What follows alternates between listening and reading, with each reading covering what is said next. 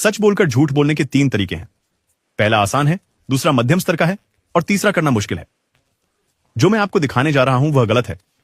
यह सिर्फ इसलिए कि आप इसे पहचान सकें और धोखा खाने से बच सकें। यह इसलिए नहीं कि आप इसे खुद इस्तेमाल करें। नंबर 1, सच्चाई बोलते हुए किसी को धोखा देने का सबसे आसान और सामान्य तरीका है कारण और प्रभाव का उपयोग करना। आप 2 सत्य बातें कहते हैं जो जुड़ी लगती हैं, लेकिन वे नहीं हैं। उदाहरण के लिए मैं कहता हूं, मुझे जाना है, मुझे एक कॉल लेनी है, और आप सोचते हैं उसे जाना है क्योंकि उसे कॉल लेनी है। आप मान लेते हैं कि मैं कॉल की वजह से जा रहा हूं, लेकिन मैंने ऐसा कभी कहा नहीं। वास्तविक कारण यह है कि मैं जा रहा हूं क्योंकि मैं आपसे बोर हो गया हूं और कुछ समय बाद मुझे एक कॉल करनी होगी।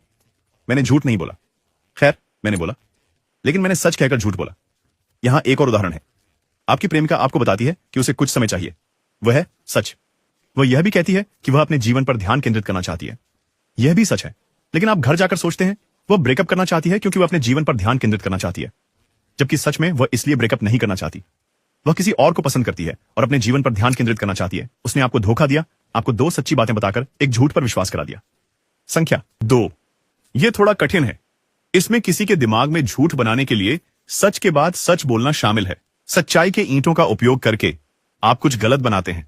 मेरा एक मित्र एक मजाक सुनाया करता था जो इसे पूरी तरह से समझाता है। जब लोग उससे पूछते थे कि वह कहीं कैसे पहुंचा, तो वह कहता, चौफर और मर्सिडीज ने मुझे लाया। स्वाभाविक रूप से सभी ने लग्जरी कार में एक निजी ड्राइवर की कल्पना की, लेकिन सच्चाई यह थी कि उसने सार्वजनिक परिवहन का उपयोग किया था।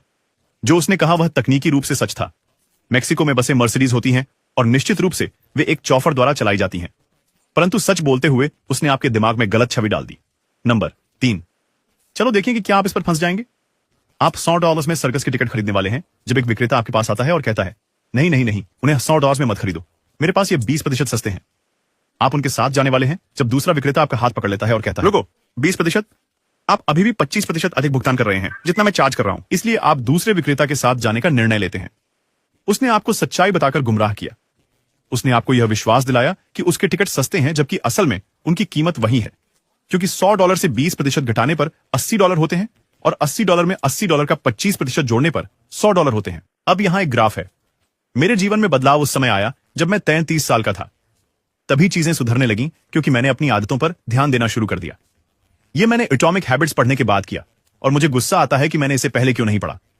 जो लोग इसे 30 साल की उम्र से पहले पढ़ लेते हैं उन्हें बहुत फायदा होता है। इसे अभी मुफ्त में डाउनलोड करें। इस वीडियो में मैं आपको दिखाऊंगा कैसे।